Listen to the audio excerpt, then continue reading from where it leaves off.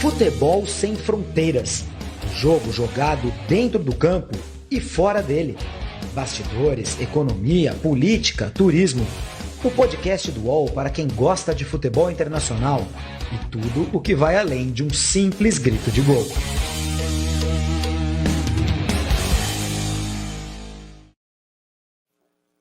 Fala pessoal, bom dia, boa tarde, boa noite. O podcast Futebol Sem Fronteiras está no ar, edição número 51. E o Jamil Chad teve a ótima ideia, não poderia perder essa piada, né? De convidar o Sávio para participar com a gente no domingo, no sábado, não é domingo, é sábado. No sábado tem final da UEFA Champions League, Real Madrid e Liverpool. E Jamil, hoje nós vamos receber alguém que ganhou só 3 Ligas dos Campeões da Europa com o Real Madrid. Só isso, Jamil. Meu caro, hoje é dia de festa aqui, né, Júlio? Até a internet caiu, viu, Sávio? Meu caro, muito obrigado aí pelo teu tempo. Como o Júlio falou, não é todo dia que a gente conhece, não é nem que recebe, né? É que conhece alguém que ganhou 3 Champions. Eu não vou nem perder nosso tempo aqui falando nada. Vamos passar a bola, Júlio. Quero ouvir muito do Sávio. Tudo bom, Sávio? Obrigado pela tua presença aqui com a gente. Sábado é um dia de um grande jogo, um jogo enorme, né? O Real Madrid tem a chance de ganhar a 14ª. Já nem cabe mais nas faixas e tal, eu não sei o quê. Agora, quando você chegou ao Real Madrid, em 1997, o Real Madrid estava há 30 anos, 31 anos, sem vencer, sem conquistar a Europa, sem conquistar a Copa da Europa. Ainda na época... Não, já era, né? Já era a Champions League, era o comecinho da Champions League, né? Obrigado pela tua participação, Sávio. Valeu. E como é que é isso aí de jogar com o Real Madrid na Copa da Europa na fila? Obrigado, Júlio. Um abraço. Jamil também, é um prazer falar com vocês. Olha, falar de Champions, né? Falar de Liga dos Campeões da Europa e do Real Madrid é sempre um prazer muito grande para mim, né? Então, foi um privilégio muito grande não só ter jogado no Real Madrid durante alguns anos, né, mas participar de uma competição tão grande, tão importante. Eu já sabia dessa grandeza antes de sair para o Real Madrid. Quando eu cheguei lá, eu falei que eu imaginei, assim, enfim, é uma loucura. Os torcedores do Real Madrid respiram a Liga dos Campeões todo dia, vamos dizer assim, né? Então, e foi muito complicado também. Foi uma temporada 97, 98. Como você falou, 31 anos sem ganhar essa competição. Você imagina hoje o Real Madrid 30 anos sem ganhar a Liga dos Campeões. Então, foi um processo difícil no começo, era uma pressão muito grande por parte do clube, por parte da torcida, da imprensa também, e a expectativa, quando a gente foi passando de fase, né, chegando ali às quartas de final, a expectativa ela ainda aumentou muito mais. E, graças a Deus, a gente conseguiu quebrar essa barreira dos 31 anos, né? Exatamente, naquela final contra a Juventus, né? Uma final contra a Juventus. O Sávio chegou... Que era a favorita, hein? Que era, porque era campeã de 96 e tinha chegado à final em 97. Era a 3ª final consecutiva da Juve, né? E o Real Madrid chegando depois de 32 anos. O Sávio, primeiro quero perguntar para você sobre, antes da gente falar um pouquinho do que foram aquelas Champions League, né, de 98, 2000, 2002, os 3 títulos do Real Madrid. O Sávio estava lá em lá 7ª, lá 8ª e lá 9ª, né? Era isso. 9ª. Sim. Exatamente. Então, o Real Madrid ganha tanta Copa da Europa que cada uma tem o nome, né? O numeral, né? É batizada, né? É batizada, exatamente. Exatamente. Né? Lá 9ª fez 20 anos agora, né? Foi a do gol do Zidane, que para mim é o gol mais espetacular da história das Champions League, aquele gol que é quase que fisicamente impossível fazer o que ele fez naquela... Mas ele superou isso, né? Para ele não era, né? Então ele fez aquele golaço. Exatamente, contra o Bayer Leverkusen do Zé Roberto, que ia participar com a gente hoje. Infelizmente ele teve um compromisso e não pôde. O Zé, que jogou no Real Madrid, com o Sávio, inclusive, né? Não, na verdade o Zé, eu cheguei e ele saiu. Verdade. Ele foi no começo de 97 para o Real Madrid, exato, né? E aí saiu no meio, voltou, foi para o Flamengo, né? Exatamente. veio do Flamengo para o Real Madrid e depois ele foi jogar final de Champions League contra o Real Madrid, né? Exatamente, defendendo a camisa do Bayer Leverkusen. Mas agora, a de sábado, Sávio, Real Madrid e Liverpool. A gente estava falando fora do ar. Acho que ninguém esperava que o Real Madrid fosse chegar nessa final, mas chegou, e aí convém não duvidar do Real Madrid. Como você analisa essa final aí de sábado? Olha, Júlio, eu acho que, quer dizer, você falar do Real Madrid, que ele não vai chegar em uma competição como a Liga dos Campeões, ou que não vai ser, que não tem chance, por exemplo, de ser o campeão espanhol, é muito difícil, né? Porque o Real Madrid sempre entra realmente para ganhar, porque é o DNA do clube, é a pressão todos os dias ali, nos treinamentos, nos jogos, no Santiago Bernabéu, isso faz parte da história do Real Madrid. Agora, depois da temporada passada, realmente, se criou uma incerteza muito grande por parte da imprensa e principalmente dos torcedores, né? Chega o Carlo Ancelotti, ele com toda a capacidade técnica que ele tem, com toda a experiência, com os títulos que ele conquistou, não só da Liga dos Campeões, mas dos campeonatos diferentes que ele disputou na Alemanha, na Itália, e ganhou, isso traz algo diferente, isso traz algo de novo para o torcedor do Real Madrid. E ele resgata isso, ele consegue fazer um time muito competitivo, um time, a gente vê dentro e fora de campo muito unido, taticamente é muito bom, mas individualmente também um time muito bom, né? A gente está falando de jogadores realmente que são muito técnicos, que fazem a diferença individualmente falando, que jogadores que estão acostumados a vestir essa camisa, a ganhar títulos importantes. Quer dizer, então o Ancelotti ele resgata a essência, o DNA do Real Madrid, leva isso para os jogadores e faz um elenco, um time muito forte para conseguir ganhar o Campeonato Espanhol e chegar do jeito que chegou na Liga dos Campeões. Agora ele me pergunta, como chegou? Isso é as eliminatórias que a gente viu. Em um passado recente, realmente eu não vi no futebol tantas viradas espetaculares e quase impossíveis, porque impossível não existe, principalmente para a história do Real Madrid, e mostra a força que esse clube tem, que o Santiago Bernabéu tem, que essa camisa histórica tem, mas, acima de tudo, também, quando me perguntam, esse time tem, esses jogadores têm. Então, assim, não é só a camisa, não é só o clube, não é só a história do Real Madrid que entra em campo. Quem entra em campo são esses jogadores realmente que fazem a diferença e fizeram a diferença para chegar mais uma vez nessa final. Áudio. Jamil, aí na Europa ninguém está com muita coragem de cravar o Liverpool como favorito, né? Assim, porque pela teoria, né, do que fez na Premier League nos últimos anos, etc e tal, deveríamos chamar o Liverpool de favorito. Mas quem é que vai ter coragem de falar isso, Jamil? De jeito nenhum. Depois daquela semifinal, não tem o que você dizer. Não, tem aquele favorito. Não, muito menos num jogo, sabe muito melhor do que a gente, de um torneio que é decidido num jogo só. Então você tem aí, obviamente, um medo, como você colocou, de declarar qualquer um dos dois favorito. Eu acho que não tem. Eu acho que você não tem essa situação hoje. Eu tenho lido jornais ingleses, jornais espanhóis, etc. Claro, cada um colocando o seu ponto de vista, mas não tem uma declaração de favorito de nenhum lado.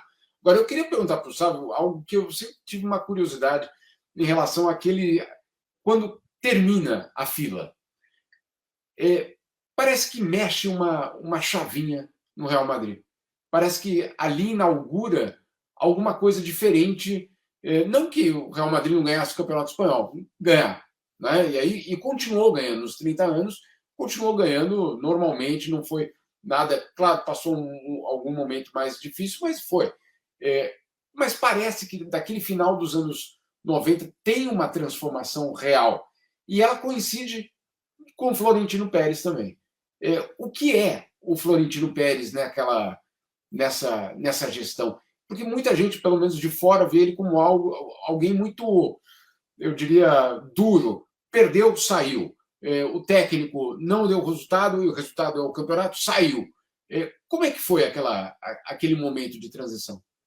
Olha, Jamil, é importante porque ali, quando a gente ganha a sétima Liga dos Campeões, a sétima Copa da Europa para o Real Madrid, parece que mudou realmente a chave ali, né?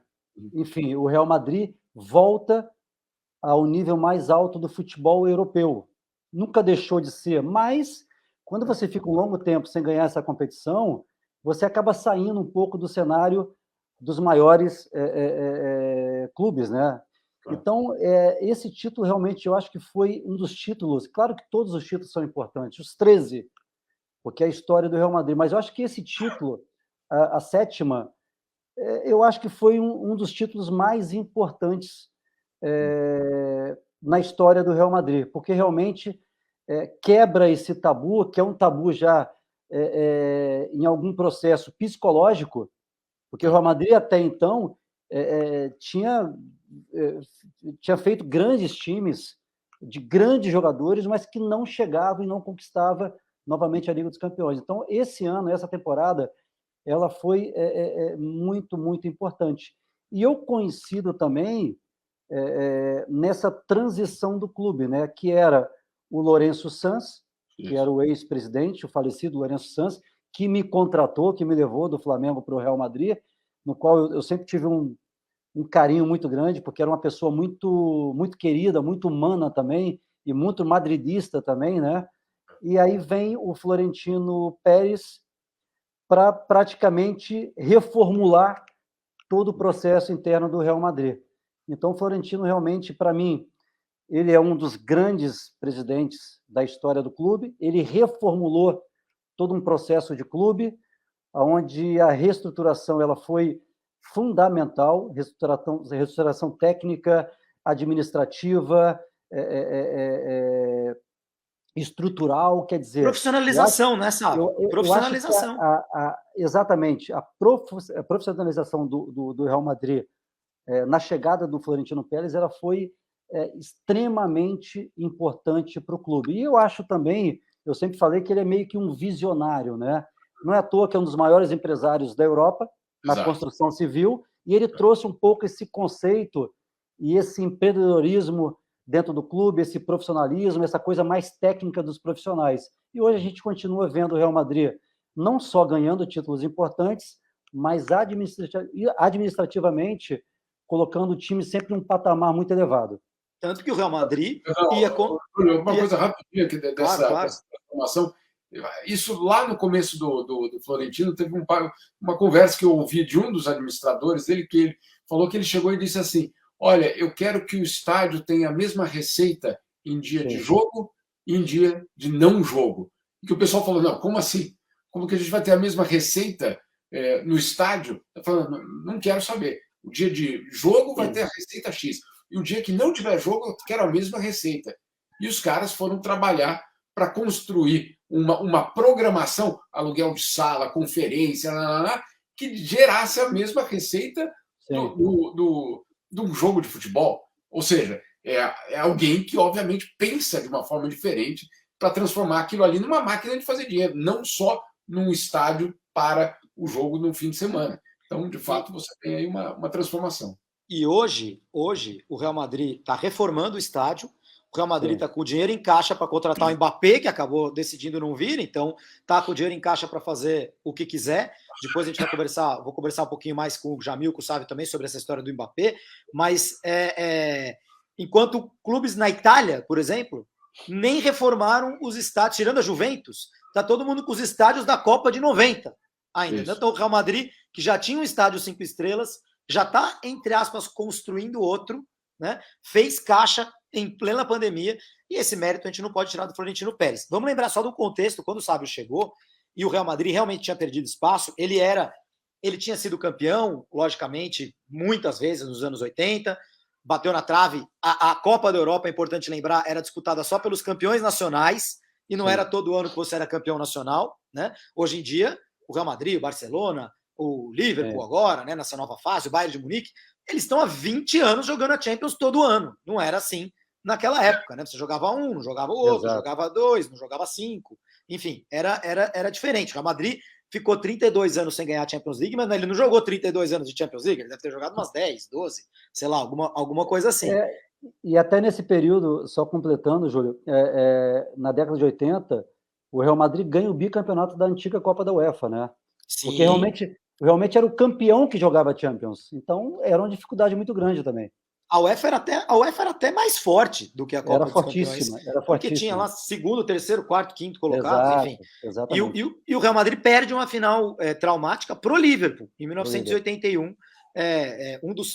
O Real Madrid jogou 16 finais, ganhou 13 e perdeu 3. Uma das 3 por isso que o Flamengo foi campeão do mundo. Exato. Bom, não sei se por isso, mas o Flamengo, de fato, ganha do Liverpool. Mas eu acho que de 81 o Flamengo seria contra qualquer um, hein? Eu também acho. Eu acho que os times brasileiros nos anos 80 eram, sem dúvida, melhores do que os times europeus dos anos 80. Isso começa a mudar nos anos 90 e aí cria-se, nesse século, o abismo que a gente vive. Mas o Real Madrid tem também uma história que um dia a gente conta aqui melhor, Jamil, porque o tempo do Sávio vai acabar. Mas o Real Madrid tinha um CT obsoleto que foi comprado pela Prefeitura de Madrid por um preço bizarro e construiu o seu CT, né, a sua cidade esportiva até hoje, uma e depois outra, por um preço muito mais baixo. Né? Então, quer dizer, teve ali uma ajuda fiscal, governamental, que eu acho até que nem precisava ser escondida, porque é compreensível. Para Madrid, olha o tamanho da importância do Madrid, né? O que traz dinheiro para a cidade, para o país. Ali, Júlio, foi o grande salto da reformulação do Florentino Pérez. Mas foi com o Sanz ainda, né? O CT, e aí depois o Florentino foi a cidade desportiva agora, né? A atual. Né? Foi a Valdebebas. Valdebebas, exatamente. Foi justamente aí 2000 e... Foi 2000, estava lá, foi 2006. 2006. O Luxemburgo estava lá, 2005. Exatamente, 2005. Exatamente. 2005. Ô, Sávio, você participou de um evento no Flamengo, que foi a construção do melhor ataque do mundo, Sávio, Romário e Edmundo, né? Que de música para louvar esse ataque virou música de piada, né? E depois você participou de piada dos outros, óbvio, né? Dos outros torcedores e tal. Depois você participou, que você chega no Real Madrid com o Sanz, Florentino Pérez assume no ano 2000, assume com talão de cheque contratando Figo, depois vai buscar o Zidane, depois vai buscar o Ronaldo, você ainda pegou a chegada do Zidane, não pegou a chegada do Ronaldo, do Beckham, dos outros galácticos, né? Mas você participou disso. E agora a gente está vendo no PSG uma coisa parecida, né? Com Mbappé, Messi, Neymar, enfim, uma história de juntar estrelas. Eu queria que você contasse um pouco dessa experiência, né? Que você viveu no Flamengo, que você viveu em parte no Real Madrid, que você não viveu, obviamente, no Paris Saint-Germain, mas essa coisa de montagem de super times, que a impressão que eu tenho é que nunca deu certo na história do futebol, que um super time ele nasce de outra maneira, né? E não de cima para baixo. Não sei se você concorda com isso. Eu acho, Júlio, que tem assim, eu acho que tiveram grandes times da história do futebol que ganharam muita coisa também. Então, é um pouco relativo, porque se eu pegar um pouco esse pequeno período do Flamengo em 95, por exemplo, que teve a chegada do Edmundo, que na verdade fantasiaram algo espetacular que não era. Enfim, você não pode botar 3 jogadores na frente e está tudo resolvido, a gente vai ser campeão e acabou, é assim que faz futebol. Não. Então está tendo tudo um processo ao redor para que dentro de campo isso possa funcionar. Então a gente pegou um Flamengo nesse centenário em 95 muito debilitado financeiramente, administrativamente, coletivamente, estruturalmente, quer dizer, era um processo complicado, era um processo difícil, mas mesmo assim a gente tentou. Então era um período também que, em um período de 3 meses, chegavam 6, 7, 8 jogadores, depois iam embora mais 6, 7, 8 jogadores. Quer dizer, você não se faz um time, não se faz um grupo, não se faz futebol agindo dessa maneira e com um processo amador dentro do clube. Então, uma galera com salário atrasado, né, sabe? Uma galera com salário atrasado, então, outro recebendo, quer dizer... Foi uma dificuldade muito grande. A participação desses 3, do trio, foi uma participação muito pequena, se a gente pegar no geral, né?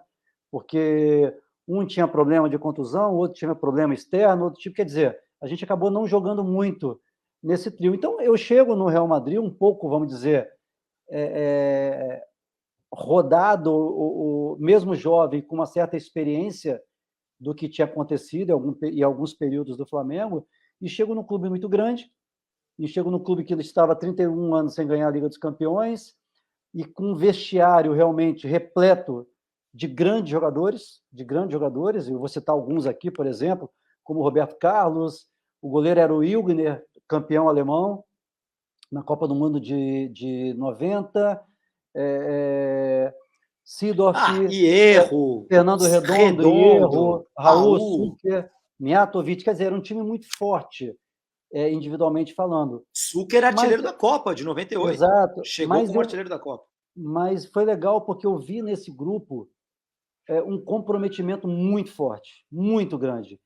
E o comprometimento desse grupo nessa temporada era ganhar a Liga dos Campeões da Europa. Então, foi uma meta que o grupo colocou, podia acontecer também de perder a final, por exemplo, para a Juventus, mas o grupo era muito comprometido. E eu aprendi também naquela época, logo no começo, o respeito e o comprometimento dos jogadores com o clube, com a entidade e com o nome Real Madrid. Quer dizer, não existe do mais ídolo e do jogador mais histórico, mais ídolo da história do clube, ele está muito, mas muito abaixo do Real Madrid. Quer dizer, e os jogadores entendem isso, o clube entende isso, e principalmente a torcida não deixa que isso aconteça. Porque o Real Madrid, para eles, é muito grande. Então, isso eu fui aprendendo dia a dia, o respeito e o que significa realmente jogar naquele clube. Vou aproveitar que eu acho que é até a última pergunta, né, Júlio? Sabe, a gente vê o Ancelotti pulando, às vezes, com os jogadores quando eles ganham título, abraçando muito.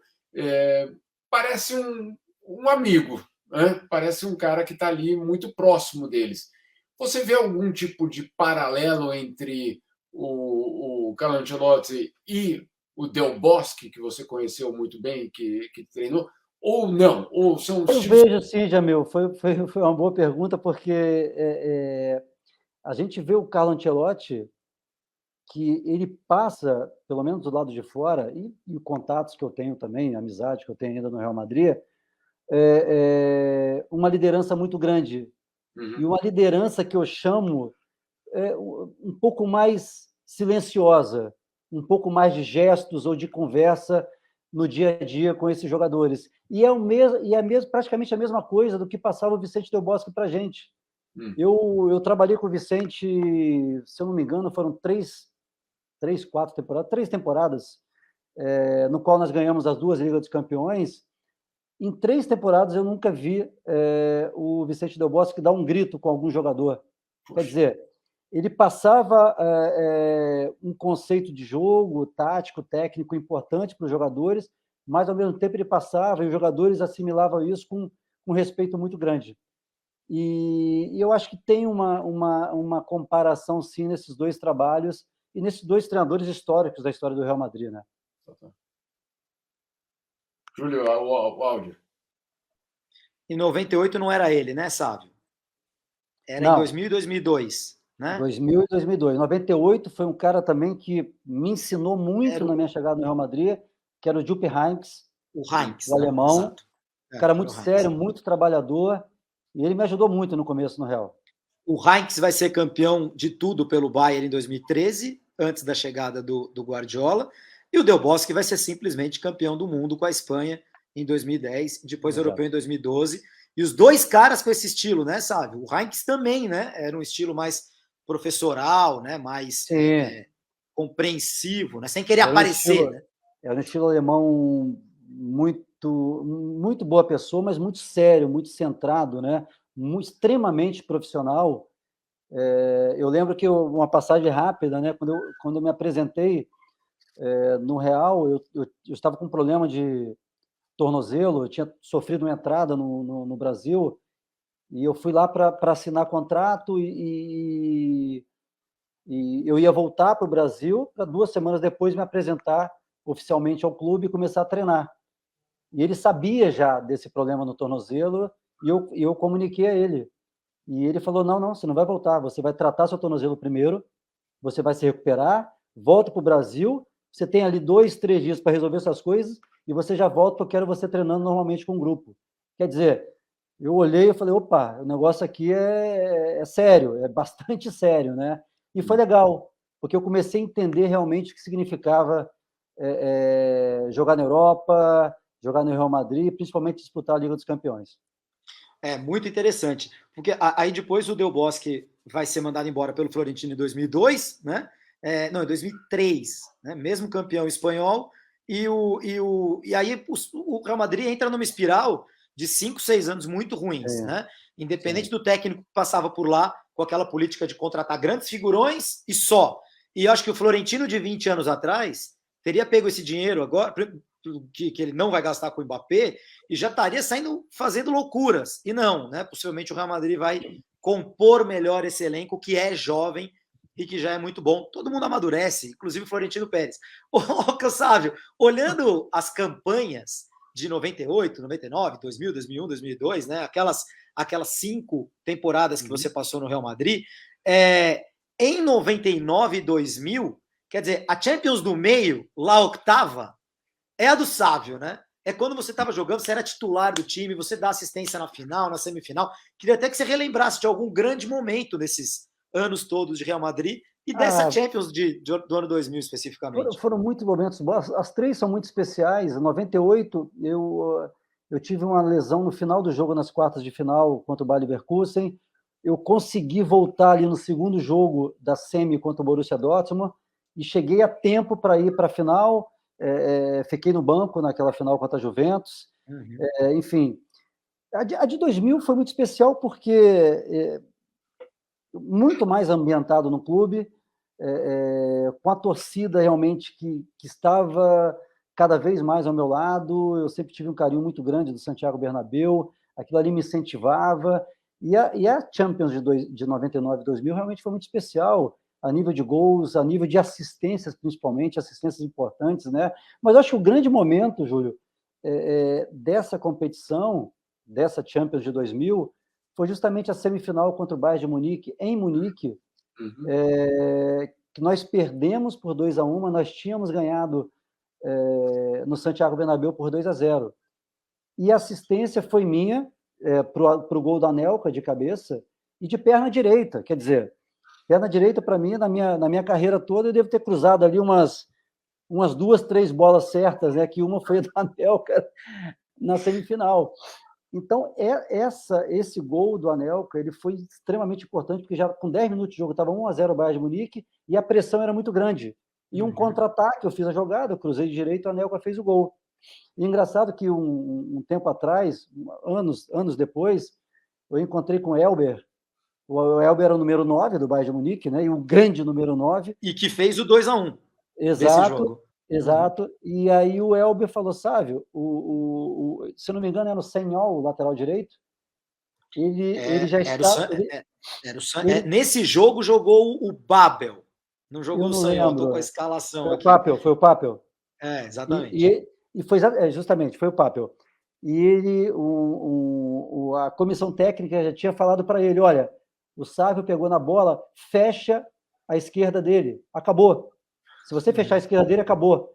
E foi justamente, se você pega um pouco o lance, eu vou pegar a bola para driblar para o fundo, ele já fecha o fundo. E a única opção que eu tinha era fazer o corte para a direita e cruzar com a direita.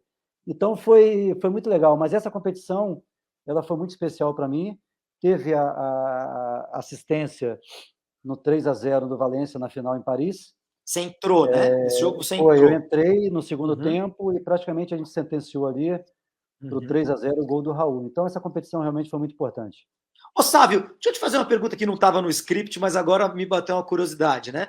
No ano 2000, o Real Madrid vem no meio dessa temporada 99-2000, que o Real Madrid acabaria conquistando a Champions League.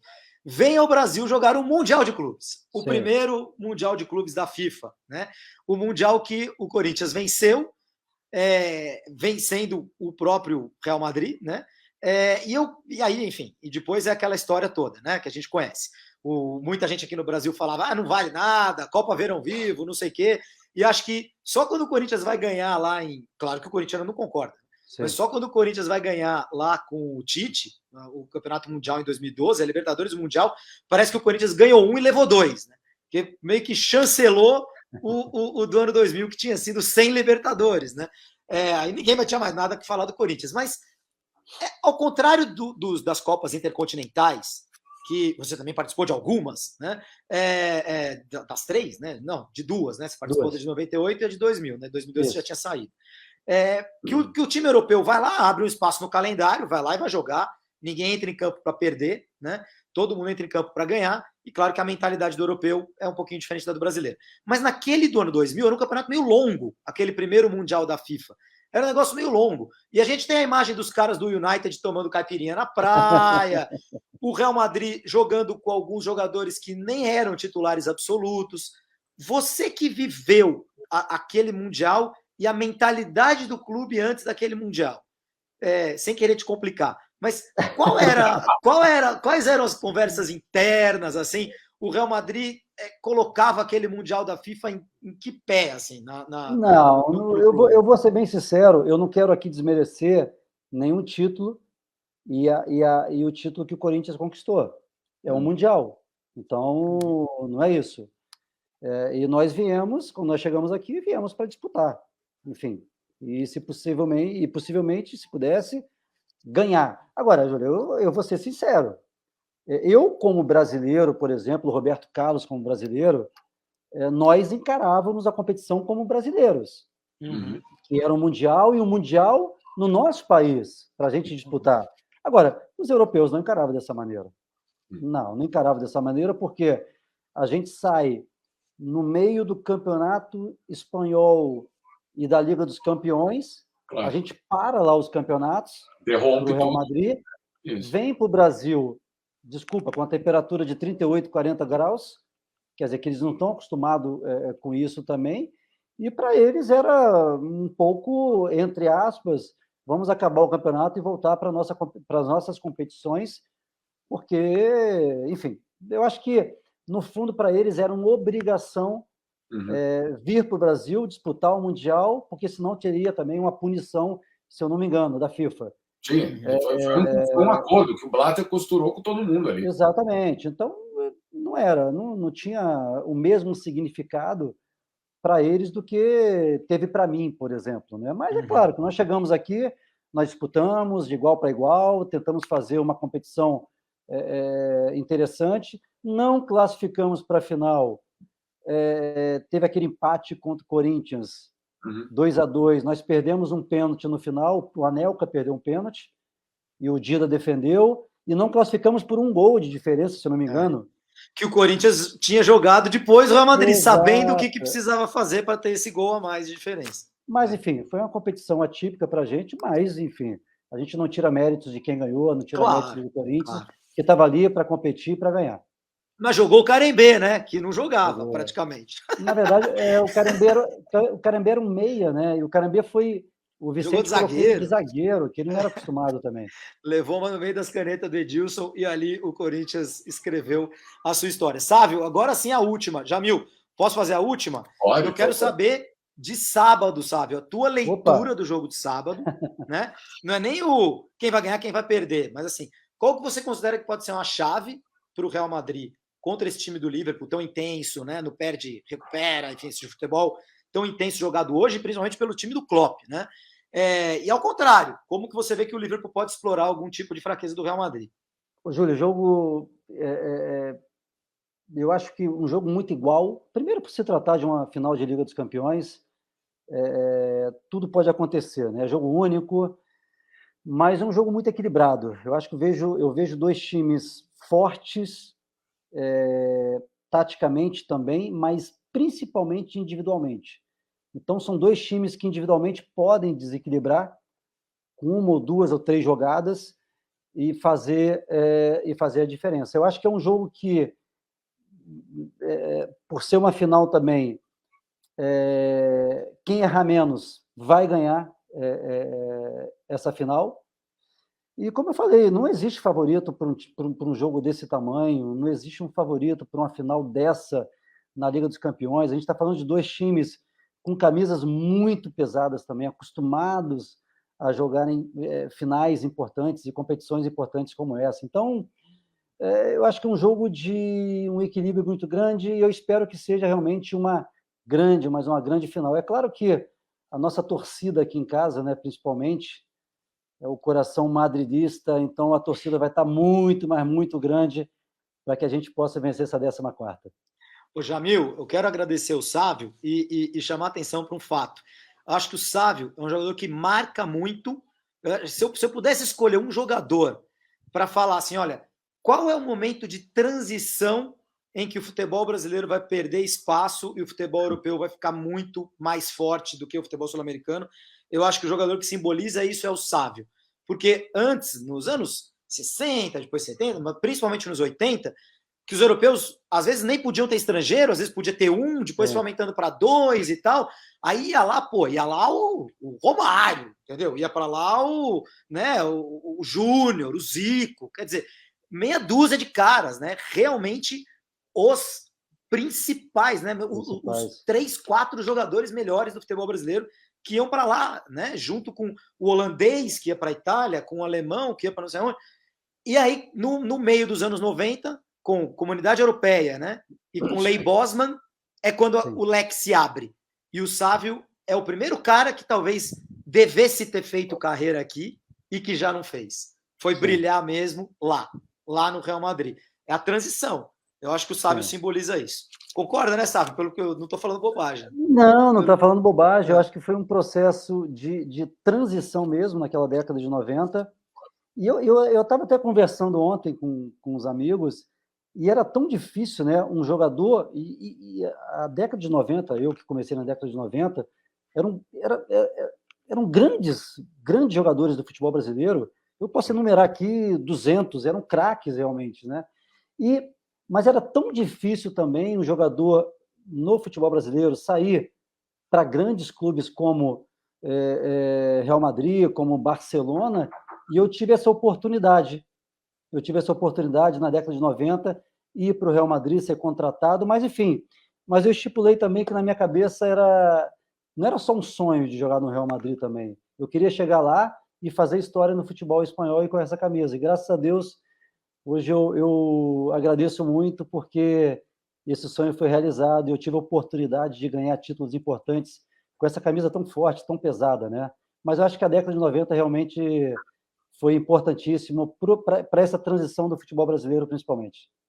O Sávio não passou passando pelo Real Madrid, Jamil. Ele passou, aqui, assim como aqui no Futebol Sem Fronteiras, né? Ele passou e deixou a marca dele, Jamil.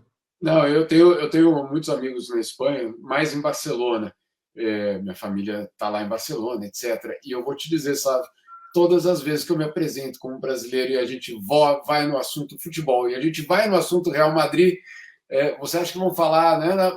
Sabe, tá lá no meio da história, no centro eu até brinco, viu, Júlio? Não sei se eu deveria fazer essa brincadeira aqui, mas tem time do Catar que não ganhou o que o Sávio ganhou de Champions, entendeu? Pô, vai demorar, hein?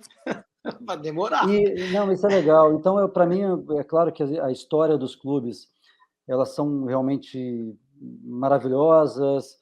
Meu Deus, a minha história no Flamengo, a minha história no Real Madrid, mas o que fica para mim também é uma palavra chamada reconhecimento, Jamil. Isso. Então, você ser reconhecido e você ter o carinho de torcidas, por exemplo, como a do Flamengo e como a do Real Madrid, para mim é o que fica na minha vida, é o que fica na minha história. E graças a Deus eu acho que eu consegui um pouco fazer isso. Com certeza.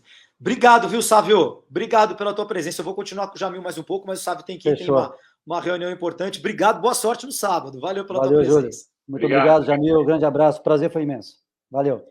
Valeu, obrigado. Convidado de luxo aqui no Futebol Sem Fronteiras, Jamil. Muito legal, muito legal. Jamil, para a gente encerrar o nosso podcast, eu quero falar com você sobre o seguinte. Meu amigo, o Mbappé disse não para tudo isso aí que a gente está ouvindo falar, né? Do Real Madrid, a camisa, a história que o Sávio tão bem explicou para a gente. O Mbappé disse não, e eu quero saber de você. E agora, eu ainda tô um pouco assustado com tudo isso que aconteceu. Você que já sabia disso há um mês, porque você sabe tudo, só não contou pra gente aqui no Futebol Sem Fronteiras. Cara, até a final em Paris, né, Jamil? A final em Paris. A final ia ser em São Petersburgo. Por que a final vai ser em Paris, tirando a guerra? Júlio, assim, está ficando preocupante, porque. Não, está ficando preocupante de verdade, porque a gente acha que não, mas isso aqui, né, o invariável da bola, o morrinho artilheiro, né, temos tantas. Você pode virar o jogo no final da partida e ser campeão, etc. Pode tudo. Só que está cada vez mais claro que você vai ter aí uma nova potência que vai querer, e já está querendo, comprar.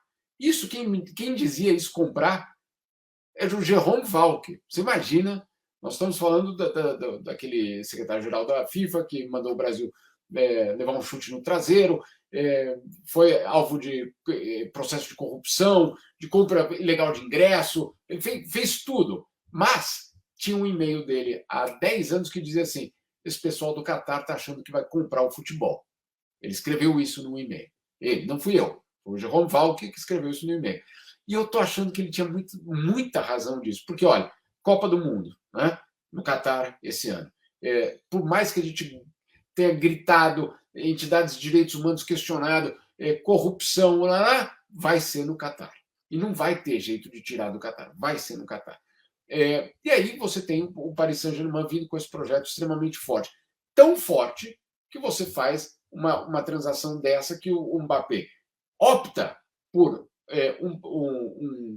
ficar no Paris Saint-Germain por 100 milhões de euros, que é muita grana e é fora de qualquer contexto, mas não é só isso, Júlio, essa é a parte que eu acho que a Europa acordou. O Mbappé teve um papel muito grande em causar um certo choque aqui na Europa, não pelo que absurdo ele não vai para o Real Madrid. Não é só isso, não é que absurdo ele não vai para o Real Madrid, é que ele está trocando o Real Madrid por o quê?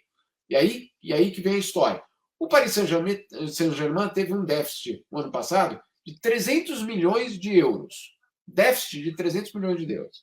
Ele tem uma massa salarial de 650 milhões de euros. Tá? Ou seja, as contas ali não fecham mesmo. Não fecham. E como é que ele passa no fair play financeiro? Não existe fair play financeiro, né? Claro assim, que não. Os caras compraram futebol. Existe para os outros. Mas para um clube que é de um país, não. E aí, por que eu estou falando isso? Porque daí você começa a ampliar essa lógica e perguntar, mas calma aí, por que afinal então é em Paris? Né? Bom, não é por acaso. Claro, a final era em São Petersburgo, por causa da guerra foi modificada, etc. Mas quem foi lá, pegou a final e falou é minha? Foi o Qatar, junto com o governo da França, junto com o Paris Saint-Germain. Então, o Paris Saint-Germain, basicamente, querendo trazer para casa justamente num ano de Copa do Mundo. Num ano em que eles achavam que o Paris Saint-Germain pudesse chegar na final também. Então você tem aí um controle cada vez maior, não só do futebol francês, porque isso já é claríssimo, tem até uma brincadeira, que agora eu esqueci o termo que eles colocam, mas não é a Ligue 1, é o PSG 1, porque não tem a Liga, não tem uma liga francesa. O que você tem é o PSG que manda na liga, né? E agora manda, inclusive, ou começa a mandar de uma forma cada vez maior na própria UEFA. E aí a pergunta que fica é se isso aí vai ser o contexto de agora. Boa sorte para todos os demais, porque você vai ter um país que vai chegar, não só um, você tem a Arábia Saudita, você tem o Bahrein, você tem os Emirados Árabes, que vão pagar algo que nenhum outro clube tem como pagar. Não é só que eu esnobei o Real Madrid, que absurdo ele esnobou o Real Madrid. Não, a conta não fechava. E como é que ela fecha? Porque veio de dinheiro, petróleo, etc. Saco, dinheiro sem fundo, digamos assim, né? Saco sem fundo, e não é necessário dar resposta para ninguém. São ditaduras. Isso. Você não precisa explicar lá para o povo do Catar passar o orçamento. Passar o orçamento nacional. Não, bom, aqui também não, né? Aqui é tudo secreto, mas enfim. Bom, tudo bem, mas Mas aqui ninguém comprou o clube ainda. Não, mas lá o orçamento secreto é permanente, entendeu? Lá o orçamento é sempre secreto, né? Sempre secreto. Não tem nem que disfarçar, que nem aqui disfarçam mais ou menos, né? Mais ou menos e tal. Daqui a pouco a UEFA, a FIFA vão falar o seguinte, ó, porque eles querem que compre, né? Eles querem esse dinheiro. Então, ó, quer comprar, vai fazer que nem empresário de jogador. Ó, quer comprar o fulano? Como é que era o caso do Corinthians lá? Quer comprar o Roger Guedes? Tem que levar esse lateral direito aqui, ó. Então, quer comprar o PSG? Tem que comprar esses outros 4 clubes aqui, ó. Ó, anota aí, o Betis, o Atalanta, o outro tem que comprar mais de um. Não pode comprar só um. Se quiser comprar um, tem que comprar uns 5. Para dar uma equilibrada. Bota dinheiro aqui, ali e tal. Daqui a pouco os caras vão fazer um negócio desse. Mas é assustador mesmo, né, Jamil? Porque sem coitadismo nenhum do Real Madrid, que acho que adotou até a imprensa, não o Real Madrid. A imprensa lá da Espanha adotou, sim, um tom de coitadismo. De, meu Deus, não sei. Como se o Real Madrid nunca tivesse usado a força do dinheiro para tomar jogador de ninguém. Né? Então, adotou-se esse discurso, mas o fato é que o fair play financeiro não funciona para o City, não funciona para o PSG, não vai funcionar para o Newcastle, e se o Bahrein comprar o Milan, não vai funcionar para o Milan. Enfim, o fair play financeiro funciona só para quem está dentro das regras. Esses caras parecem que estão completamente fora das regras. E a final, então, Jamil, você não sabia. A final foi para Paris porque não deixaram ir para Doha. É isso? Assim, então, Doha também já é demais. Vai, bota em Paris.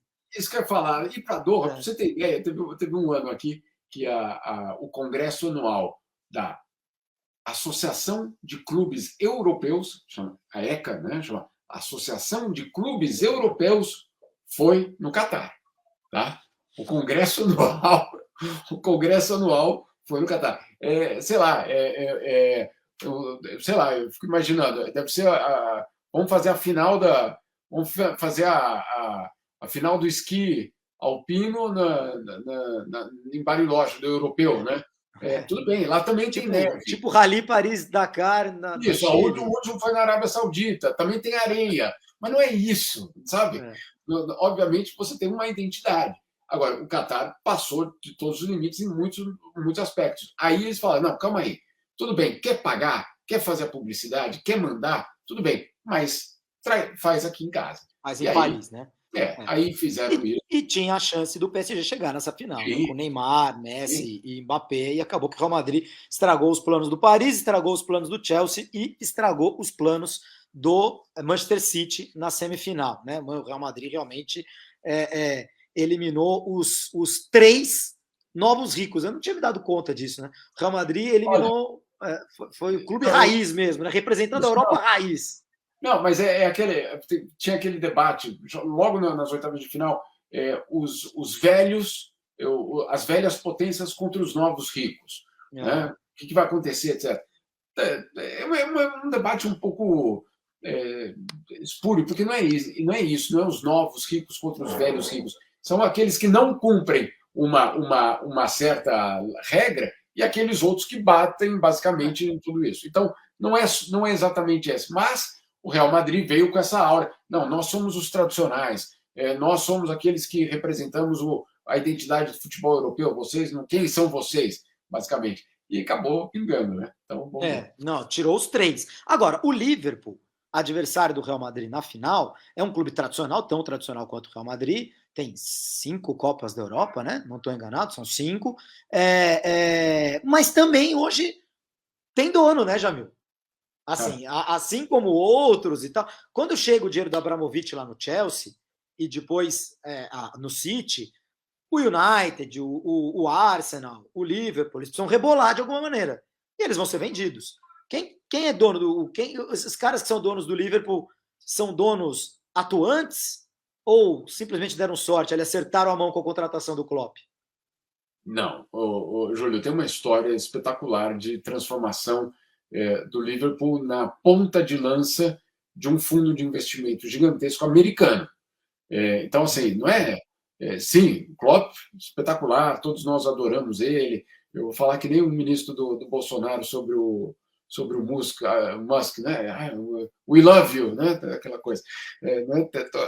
Não, mas o Klopp, we love de verdade, né? Então, isso que eu estou dizendo. Mas que não dá, né?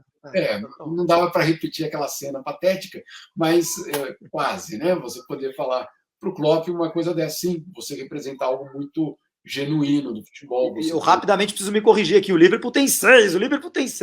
Vai, segue, já. E aí você tem toda uma situação em que você fala, bom, então é o técnico. Não, no Liverpool, claro que o técnico tem um papel central, mas você tem uma base e você tem uma empresa por trás. Não só uma empresa ali funcionando, etc., mas você tem uma empresa por trás da empresa. Qual é essa empresa? Chama Fenway. Fenway é uma empresa americana que é dona do Boston Red Sox. É o nome do estádio, né? Fenway Park, é o nome do estádio do Boston Red Sox. Exatamente. Mas quem é que está por trás dessa? E aí, porque a gente fala em nome de empresas como se elas nascessem numa árvore, né? Nasceu na árvore, eu peguei ali, e aí eu comecei a investir, e eu Fenway, empresa Fenway, comprei o Red Sox, e depois eu comprei. Não, tem dois caras que são absolutamente fundamentais. São dois empresários que não têm nenhuma relação com o futebol, não tem nem relação com o esporte, mas viram no esporte, obviamente, uma possibilidade de ganhar muito dinheiro e ganhar. Um deles é o John Harry, que ele veio de uma família, adivinha o que eles faziam? Eles eram produtores e exportadores de soja. Né? Então, ou seja, estamos falando de commodities, estamos falando dos grandes fazendeiros no centro dos Estados Unidos que ficaram bilionários com a exportação agrícola americana. A gente tem essa percepção no Brasil. Nós, no Brasil, alimentamos o mundo inteiro. Calma, os americanos exportam muita agricultura no mundo é exportada. O Brasil concorre com os americanos no que se refere à soja, por exemplo. Então, só para a gente deixar muito claro, mas lá tem subsídio, tem tudo isso, tudo, sim, tudo. Mas o que eu estou dizendo é que você tem aí um cara que vem do setor agrícola, basicamente um mega empresário do setor de agribusiness, que vai ganhar basicamente muito dinheiro com o entretenimento e com o esporte. Ele é hoje só um dos caras mais ricos da Forbes, se não me engano, 300 e algo. Então, ele é muito, muito, muito rico e colocou toda essa experiência de empresa dentro do Liverpool. A bola não entra por acaso, Júlio. A bola não entra por acaso. A bola nunca entrou por acaso, né? Mas agora cada vez mais isso fica claro, né? Então, quer dizer, o Liverpool, que era uma força, a maior força da Inglaterra, sem dúvida, uma das maiores da Europa nos anos 80, o Liverpool, os 6 títulos europeus do Liverpool vieram em 77, 78, 81, 84, tá vendo?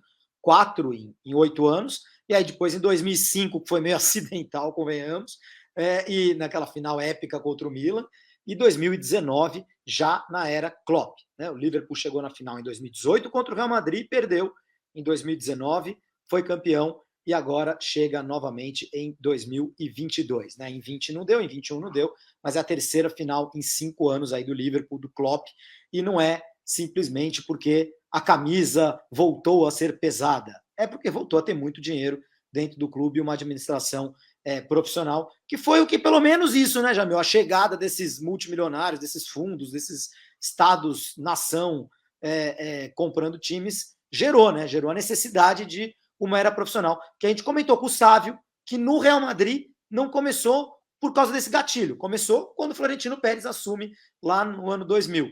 Mas todo mundo nesse século teve que rebolar nesse sentido. Os que não rebolaram ficaram para trás. Olha o exemplo aí dos italianos, olha o exemplo do Manchester United mesmo, que foi vendido, mas mantém uma administração meio arcaica, enfim, e de outros grandes clubes do futebol europeu que foram ficando pelo caminho. Jamil, palpite para a gente encerrar, meu amigo. O que vai acontecer no sábado? De jeito nenhum. Como de jeito nenhum? Como assim? Como assim? Não, queremos saber o palpite. Eu, sinceramente, eu acho que vai ganhar o Liverpool. Você acha que vai dar? Eu também estou achando que vai dar Liverpool. É que eu fico até com medo de falar isso. Eu ia falar para você. Vamos cada um escolher um, assim a gente tem uma proteção maior. Tá. Não. Não, eu acho que tudo bem, exato. Você quer que eu perca? Não, tá bom. Apostar no Real Madrid nunca é má ideia também. Não tem problema nenhum botar um dinheirinho no Real Madrid. Não tem problema nenhum. Isso é verdade, mas o que eu digo é que você tem...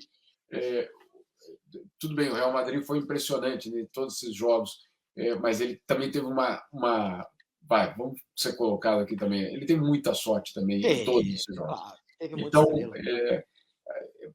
sorte dura tanto assim? Eu não sei. Eu não sei. Claro que a gente não pode chamar só de sorte, né? Claro Benzema numa temporada bola de ouro, né? Bola de ouro. Não, se não for agora, meu cara.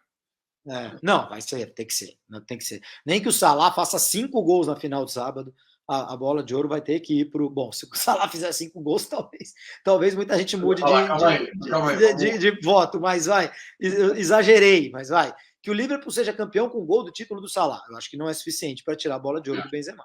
Assim, o Benzema fez uma temporada estratosférica. Principalmente na bola de ouro, vai contar muito mais o jogador e não o que o clube fez. Na nova regra, em teoria. Mas eu acho que vai, porque eles querem. Curiosamente, será aplicada para um francês pela primeira vez. Essa regra. Essa nova regra da France Football. Você cria a regra para atender um objetivo. Né? Então, o objetivo era esse. Qual é a surpresa? Muito bom, muito bom. Eu acho que o Liverpool sempre fez isso, né? Não, agora vamos fazer rotação entre continentes. Aí rodava no continente. Aí quando chegava o checão. Agora acabou. Não, agora quando chegava o checão dos caras lá, ele falou: acabou agora. Opa, acabou a rotação. Agora a gente vai pular uma edição, depois volta a rotação, tá bom? Você muda a regra de acordo com a conveniência, né? Isso é histórico realmente no futebol e principalmente entre dirigentes de futebol.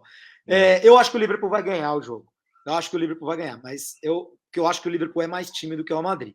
Mas é 50-50. É 50-50 e tem 3 fatores pró Real Madrid, né? Essa estrela que o time está na temporada de campeão, isso é uma coisa que interfere. A gente viu um medo estampado nos jogadores do Manchester City na semifinal, assim, né? Os caras ficam com medo, tem medo do Real Madrid.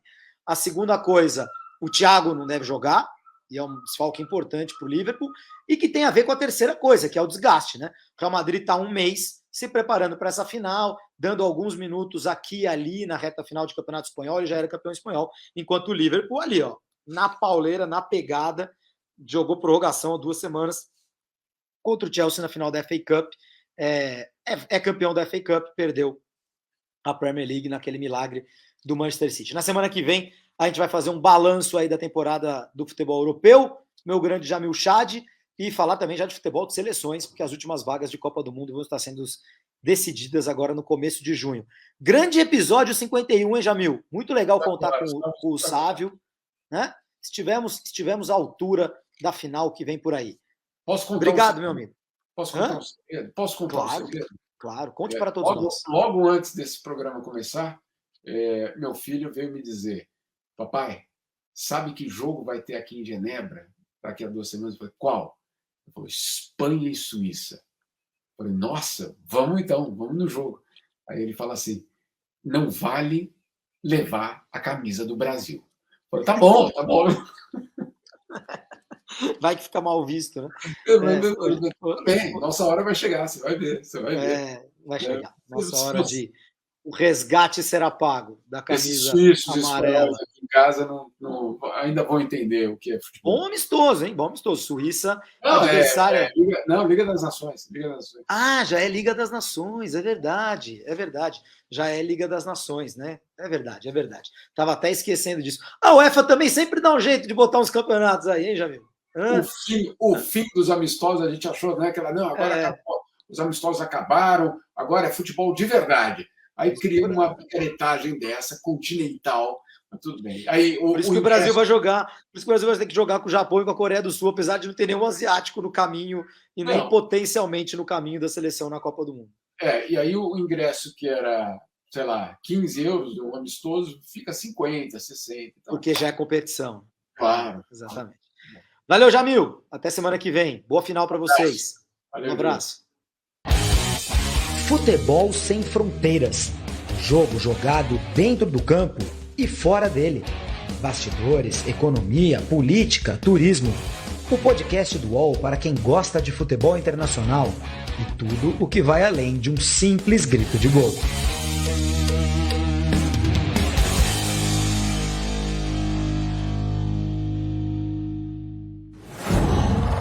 qual.